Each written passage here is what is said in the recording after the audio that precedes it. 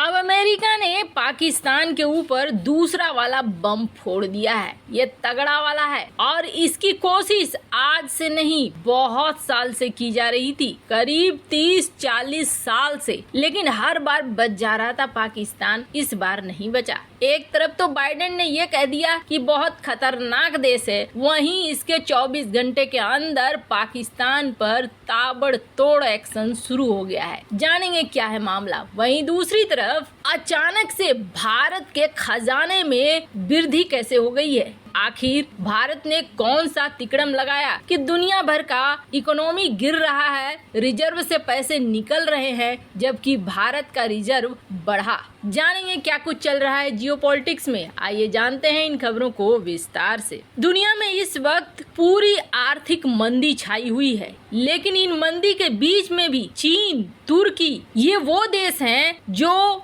एक चीज को लगातार जमा किए जा रहे हैं और ये चीज तेल नहीं है। हालात ऐसे भी बन गए कि भारत आने वाली चीजें डाइवर्ट होकर जाने लगी चीन, तुर्की और वियतनाम के पास। ये जो स्क्रीन पर आप आंकड़े देख रहे हैं, बहुत कम देश हैं जिनका फॉरेन रिजर्व बढ़ा है। जैसे कि रूस ने कमाल किया है, रूस का फॉरेन रिजर्व बढ़ा है, भारत का फॉरेन रिजर्व बढ़ा है, सऊदी अरबिया का बढ़ा है, जर्मनी और फ्रांस का भी फॉरेन रिजर्व बढ़ा है। लेकिन चीन, जापान, स्विट्जरलैंड, जो ये टॉप के फॉरेन रिजर्व रखने वाले देश हैं, इनका फॉरेन रिजर्व घटा है। जापान में तो ये हाल है कि 8 दिन 10 दिन के अंदर ही देखा जा रहा है उनके विदेशी मुद्रा भंडार से 50-50 बिलियन डॉलर निकाले जा रहे हैं और अपनी इकोनॉमी में ठूसे जा रहे हैं। यही हाल कमोबेश दुनिया के हर देश का है। यहाँ तक कि अमेरिका के भी फॉरेन रिजर्व में छोटी सी ही लेकिन गिरावट देखने को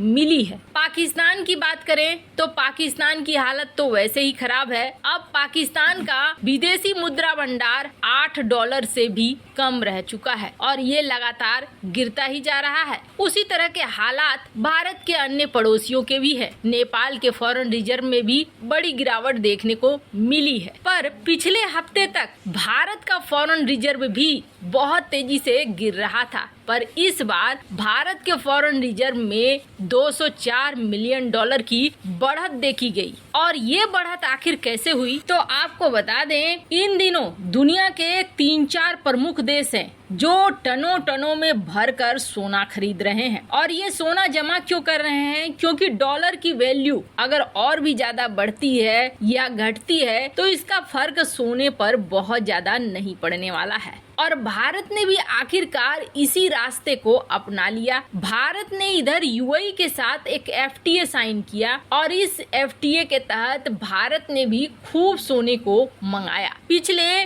कई हफ्तों से जो भारत का विदेशी मुद्रा भंडार गिर रहा था, इस विदेशी मुद्रा भंडार में $4 बिलियन की बढ़त देखी गई और अब भारत का विदेशी मुद्रा भंडार हो गया है $532 बिलियन। हालांकि अभी भी ये 2021 के जो आंकड़े थे $645 बिलियन उससे कम है, लेकिन भारतीय रिजर्व का बढ़ना एक अच्छा साइन है। और जब देखा गया तो ये माना गया कि करीब $1.35 बिलियन के गोल्ड की बढ़ोतरी हुई है भारत के रिजर्व के इस बढ़ोतरी को लेकर। कहते हैं बॉस के अगाड़ी और घोड़े के पिछाड़ी कभी इस तरफ खड़ा नहीं होना चाहिए। पाकिस्तान को आखिरकार उसके कर्मों की सजा मिलनी शुरू हो चुकी है। ये जो 2-4 दिन पहले ही प्यार मोहब्बत की बातें हो रही थी अमेरिका और पाकिस्तान के बीच में, ये सब कुछ हवा हो गया है। पहले तो जो बाइडेन ने भरी दुनिया के सामने ये कह दिया कि पाकिस्तान दुनिया का सबसे खतरनाक देश है, उसके मिसाइल भंडार पर किसी का कोई कंट्रोल नहीं है, और ये बहुत ही गड़बड़ वाली बात है। हो सकता है कि पाकिस्तान पर अमेरिका ले ले कोई बड़ा एक्शन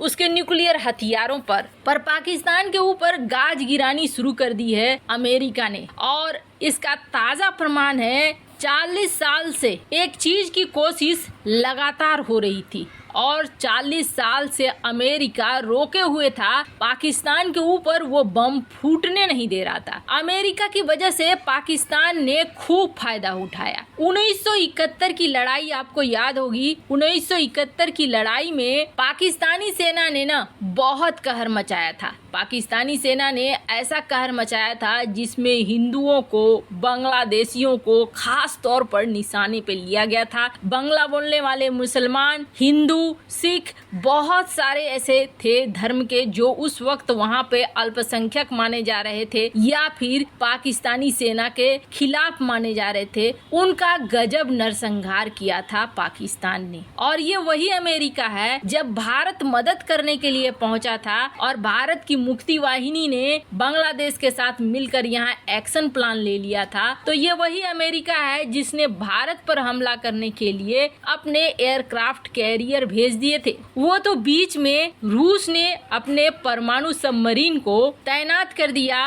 और परमाणु सबमरीन सिर्फ तैनात ही नहीं हुई, अमेरिका को ये भी सूचना दे गई कि हम यहाँ पर खड़े हैं, अगर तुम आगे बढ़ोगे तो यहाँ फिर युद्ध होगा। और अमेरिका ने अपने एयरक्राफ्ट कैरियर को पीछे ले लिया था। वो युद्ध कोई नहीं भूल सकता है, इतिहास का वो पन्ना। लेकिन 1971 में अमेरिका ने भले पाकिस्तान का साथ दे दिया हो, भारत के अगेंस्ट रहा हो, लेकिन अब 1971 से लेकर अब तक बांग्लादेश दुनिया भर में चीख चीख कर कहता रहा कि पाकिस्तानी सेना ने अत्याचार किया है, नरसंहार किया है। पाकिस्तान को इस बात को स्वीकार करना चाहिए, माफी मांगनी चाहिए। लेकिन पाकिस्तान ने या पाकिस्तानी सेना ने, पाकिस्तानी सरकार ने कभी भी इस मामले को लेकर नहीं कहा कि हाँ हमने गलती की है, हम माफी मांगते हैं, जो कुछ भी हुआ गलत हुआ। पाकिस्तान और बांग्लादेश के बीच वो कड़वाहट कभी अगर भविष्य में खत्म हो जाए अलग बात है, लेकिन अब तक बनी हुई है। बांग्लादेश इसके लिए हर जगह दौड़ा, यूएन में भी दौड़ा, यूएनएससी में भी दौड़ा, अमेरिका के पास भी दौड़ा। 40-45 सालों में किसी ने कुछ नहीं सुना। लेकिन ये पहली बार है अमेरिका में एक प्रस्ताव आया है पाकिस्तानी आर्मी के खिलाफ कि 1971 में जो इन्होंने किया है इसे नरसंहार बोला जाए। ये माना जाए कि इन्होंने वार क्राइम्स किए हैं, यानी युद्ध के अपराध किए हैं बंगालियों के खिलाफ, हिंदुओं के खिलाफ। और ये प्रस्ताव लाने वाले हैं 2 अमेरिकी रिप्रेजेंटेटिव, एक तो आर.ओ. खन्ना और दूसरे हैं स्टीव चैबोट। और ऐसा माना जा रहा है कि जल्द ही इसे रिकॉग्नाइज किया जाएगा कि हाँ पाकिस्तानी सेना ने नरसंहार किया है और 51 साल बाद मिल सकता है बांग्लादेश को आखिरकार सच का साथ। खैर, पाकिस्तान के ऊपर देर सवेर ही सही, लेकिन अब गाज गिरने शुरू तो हो चुके हैं। वैसे आपको क्या लगता है इस मामले में, आपकी क्या राय है, कमेंट कर जरूर बताएं।